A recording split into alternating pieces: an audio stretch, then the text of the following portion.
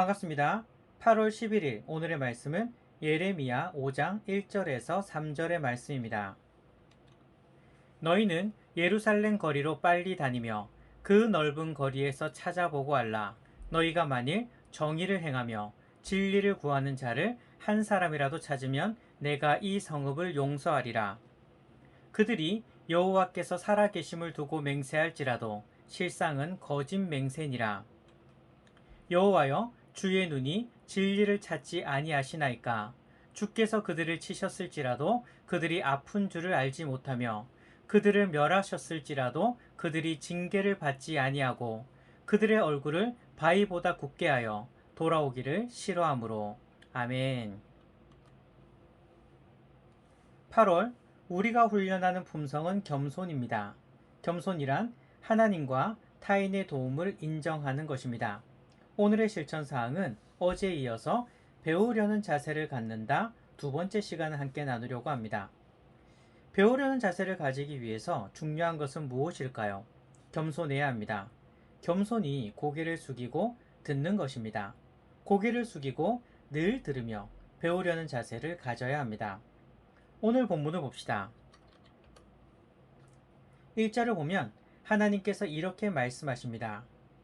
예루살렘 그 넓은 거리에서 정의를 행하고 진리를 구하는 사람을 한 사람이라도 찾으면 하나님께서 이 성읍을 용서하시겠다는 것입니다.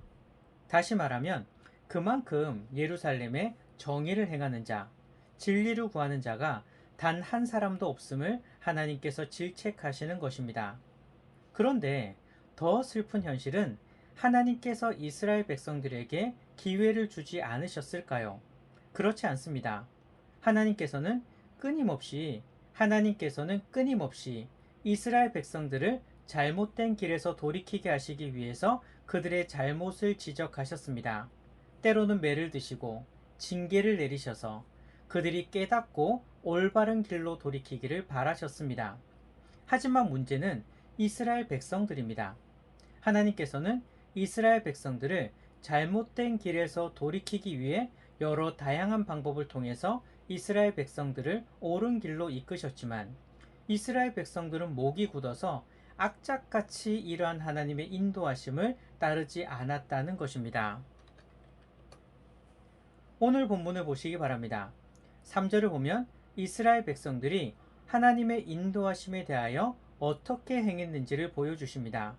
하나님께서는 이스라엘 백성들을 돌이키시기 위해서 그들을 치셨는데도 아픈 줄도 모르고 목이 굳어서 자기 갈 길로 행하였습니다. 그들을 멸해도 그들은 하나님의 징계를 무시하였습니다.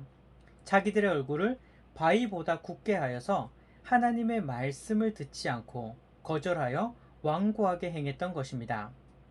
성경에서 이스라엘 역사를 보면 이스라엘을 옳은 길로 돌이키게 하시려는 하나님의 끊임없는 사랑과 그럼에도 불구하고 끊임없이 하나님의 인도하심을 거부하는 이스라엘 백성들의 완고함이 대조되어 나타납니다. 하나님은 하나님의 백성들을 사랑하십니다. 그래서 잘못된 길을 걸어갈 때 그냥 놔두시지 않습니다.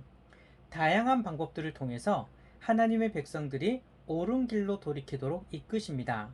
경고하시기도 하시고 회초리를 들기도 하시고 때로는 부드럽게 타이르기도 하시는 등 하나님은 다양한 방법들을 통해서 하나님의 백성이 잘못된 길을 버리고 옳은 길을 걷도록 이끄시는 것입니다.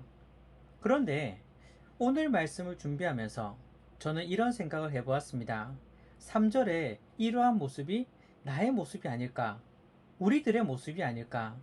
하나님께서는 우리도 옳은 길로 인도하려 하시는데 이스라엘 백성이 완고하여 끝까지 하나님의 인도하심을 거절하는 이 모습이 만약 나의 모습이라면, 우리들의 모습이라면 얼마나 비참할까요? 그런데 실제로 우리들의 모습 또한 충분히 그럴 수 있다는 것입니다. 우리를 돌이키려는 하나님의 사인을 깨닫지 못하고 그 징계를 깨닫지 못하고 여전히 우리들은요, 우리 갈 길만 고집하는 것입니다. 우리는 하나님의 사인을 알아차릴 수 있어야 됩니다. 어떤 불신자 청년 두 사람이 부흥회를 인도하시고 계시는 강사 목사님을 찾아와서 물었다고 합니다.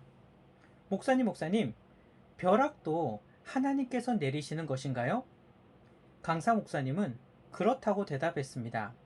그러자 이 청년들은 다시 물었습니다. 그러면 우리 집 마당에 있는 버드나무가 어젯밤에 벼락을 맞고 그만 부러지고 말았는데 이것은 무슨 의미일까요? 그러자 강사 목사님은 대답했습니다. 형제님들, 학교 다닐 때 선생님이 교실에 들어 회초리로 칠판을 탁탁 치는 이유가 무엇이라고 생각하십니까? 그러자 청년들은 그야 조용히 하라는 경고지요. 그런데도 계속 떠들면 벌을 받게 되지요. 강사 목사님은 청년들의 대답을 듣고서 이어서 이야기합니다. 네, 형제님. 바로 그겁니다. 형제님 집에 버드나무가 벼락을 맞고 부러진 것은 죄를 회개하지 못하고 예수님을 안 믿으면 형제님을 치시겠다는 하나님의 경고가 아니겠습니까? 자, 이제 예수님을 믿으시기 바랍니다. 두 청년은 그날로 당장 부흥회에 참석하여서 예수님을 구주로 영접하였다고 합니다. 하나님께서는 다양한 방법으로 우리를 깨우치시기 위해서 사인을 주십니다. 우리는 그 사인을 알아차릴 수 있어야 합니다. 그러기 위해서 겸손해야 합니다. 내 생각대로 고집 피우며 목이 굳어 완고한 것이 아니라 늘 하나님 앞에서 고개를 숙이고 겸손히 하나님의 말씀을 들어야 합니다. 하나님께 늘 배우려는 자세를 가져야 합니다.